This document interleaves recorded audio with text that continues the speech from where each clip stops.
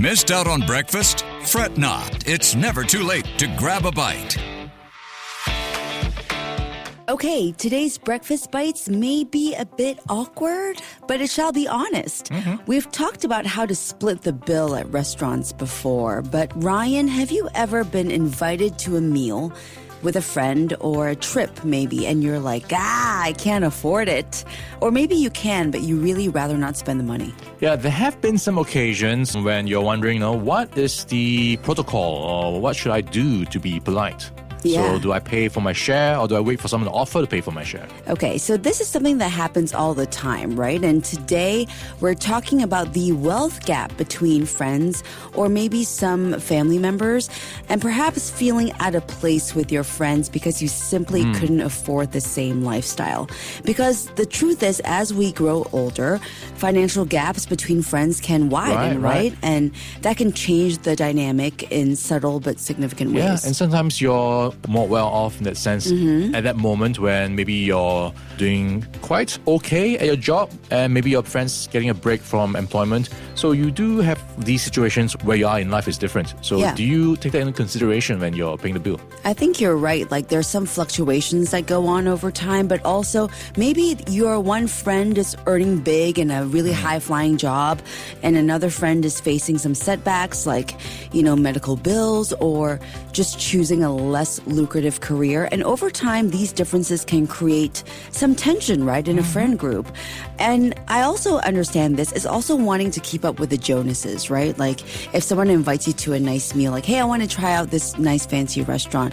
Why don't you come with me? Sometimes it's just weird to not say yes. Yeah, to that point, right? So sometimes you want to check out that nice restaurant, but your friend's not in a great place. Do you then exclude the invitation so that it doesn't get awkward for them because they obviously would not be comfortable paying for such a place normally? Yeah. So I think, it's worth thinking about egos and all the various parts that might factor in this decision. Yes. Okay, so let's talk about how to deal with this. Experts say one of the biggest issues is, of course, silence.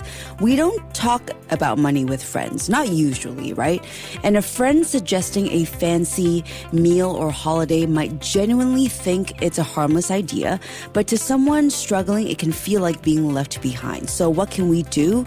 Therapists suggest, of course, open, honest conversations. If you're the one earning more, you should be mindful of how your suggestions may come across, right? Read the room, kind of think about it. And if you're the one who's a bit tight on cash, it's perfectly okay to say something like, hey, I'd love to catch up, but can we do something more chill this time? Like, you don't need to explain everything. A good friend will kind of get it, right? Yeah, it's true. And another tip, make group plans together. And that way, everyone gets a say in what feels fair. If one friend wants to chip in more, great, but maybe another friend contributes in other ways, like maybe organizing the thing or driving or, just being the one that keeps everyone laughing. I don't know. So run a poll on the WhatsApp chat group to see where they lean to it at least. I think so. Because here's the thing, being a good friend isn't about who picks up the tab, right? It's about presence and being together that really counts. And remember, some of the best hangouts are the simple ones, like playing board games at someone's house, going for a walk, like a picnic at the park. These things cost close to nothing or it's relatively cheap, but they mean everything, right? True. So what would you say is the ideal thing for you to do with your friends? Like if it's not something, overly extravagant? Wow. I would put all these suggestions in a hat and then, I guess in that sense, read the room, right? Is there an outlier in terms of an option there? And then you try and read into why they're suggesting such a place. Like if they're okay suggesting a high-end restaurant, then you kind of tell they're okay going there. Yeah. Otherwise, you would see something like McDonald's or something. So there you go. Right.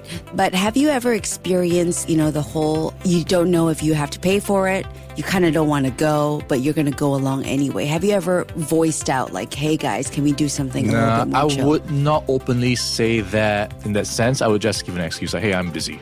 Okay. So I think it's good to have the option out there. Then it will be up to them to respond according to how they feel. Do they want to give an excuse or do you want to outright say, hey, I can afford it? So I think it's always good to give them the option so they don't feel or get any wrong ideas that they are being left out. Yeah, that's a good tip, right? Give them options so they don't feel like they're being boxed into something or that they have to admit something to you that they don't want to. If you're feeling out of place with your friend group lately, just know that it's okay. Talk about it if you can. Suggest alternatives. Most of us are trying to figure it out as well. And hey, if your friends really just want a reason to hang out, they'll understand, because friendship doesn't need a steak dinner. It isn't measured in dollars and cents. It's measured in how well we show up for each other, right? Mm-hmm. All right. Hopefully we can get lunch with you soon, Audrey. Oh, on you? We'll find out.